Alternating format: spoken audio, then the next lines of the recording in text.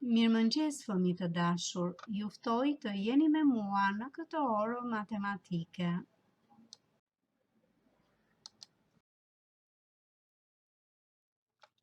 Sot do të punoj me temën interpretimi të dhënave nga grafiku me vijë. Rezultatet e të nxënit. Nxënësi paraqit të dhënat në një grafik me vija. Diskuton për përdorimin e grafikut me vija gjatë studimit statistikor. Interpreton dhe diskuton për të dhënat e nxjerra statistikore. Deri tani ne kemi mësuar të paraqesim të dhënat në grafik me shtylla, grafik me shtylla vija dhe grafik me vija.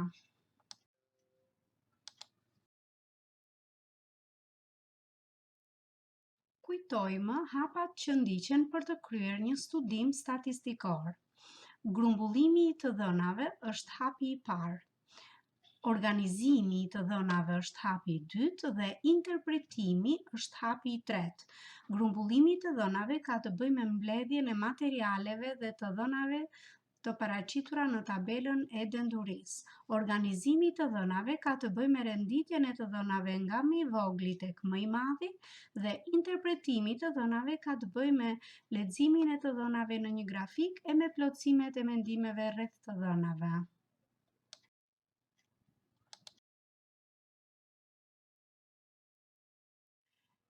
Gjatë studimit të një grafiku me vijë, duhet të kemi parasysh që të dy boshtet duhet të jenë saktësisht të përcaktuar. Pikat duhet të vizatohen mirë, pikat bashkohen me njëra tjetrën dhe grafiku duhet të ketë një titull. Në grafiku në figurë shohim vijën që tregon temperaturën minimale të ajrit në një qytet gjatë një viti.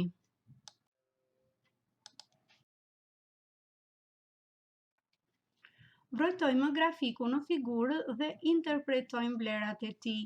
Thellësia e ujit në një pishinë gjatë 6 orëve tregohet me vijën e kuqe në grafik. Shohim që kjo vijë vjen në rënje sepse uji në pishinë bëhet gjithnjë e më i cekët. Pikat në grafiku përgjigjen thellësive të ujit në orët fikse, pra orën 9, 10, 11, 12, 13, 14 dhe 15. Lexojmë të dhënat e grafikut. Në drejtimin horizontal jepen të dhënat e kohës dhe në drejtimin vertikal jepen të dhënat për thellësinë. Tregojmë kujdes në ndarjet e vogla në të dyja boshtet. Në boshtin horizontal një ndarje e vogël llogaritet të jetë 6 minuta, kurse në boshtin vertikal një ndarje e vogël është 10 centimetra. Shohim tani në orë të ndryshme se sa është thellësia e ujit në pishinë. Në orën 11 thellësia e ujit duket të jetë 1/6 metra. Në ushtrimin 1 u përgjigjemi pyetjeve rreth këtij grafiku. Tregojmë se nga e kuptojmë cektësinë e ujit. Kjo duket nga grafiku që është në rënje. Vlerësojmë thellësinë e ujit në orë të ndryshme, si në orën 11:30 thellësia e ujit është 1/4 metra. Në orën 13:30 thellësia e ujit është 0/9 metra. Në orën 14:30 thellësia e ujit duket të jetë 0/7 metra. Kur të dhënat shprehen me numrat dhjetor, ne mund të vlerësojmë normalisht vlerat nga grafiku edhe me vijat e holla. Kur të dhënat maten vetëm me numra të plot, vijat ndërmjet pikave nuk mund të përdoren.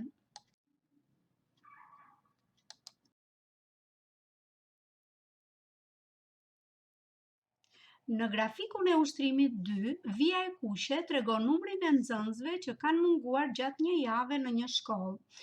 Grafiku tregon që numri i mungesave ngrihet dhe ulet. Nga ky grafik ne nuk mund t'i vlerësojmë vlerat sepse grafiku nuk vjen nga rënja në ngjitje dhe anasjelltas. Pra ne nuk mund të themi nëse numri i mungesave ka ardhur duke ulur apo duke u ngjitur. Prandaj, për paraqitjen e këtyre të dhënave do të ishte më e lehtë paraqitja në një grafik me shtylla vija. Faleminderit që më dëgjuat dhe punë të mbarë.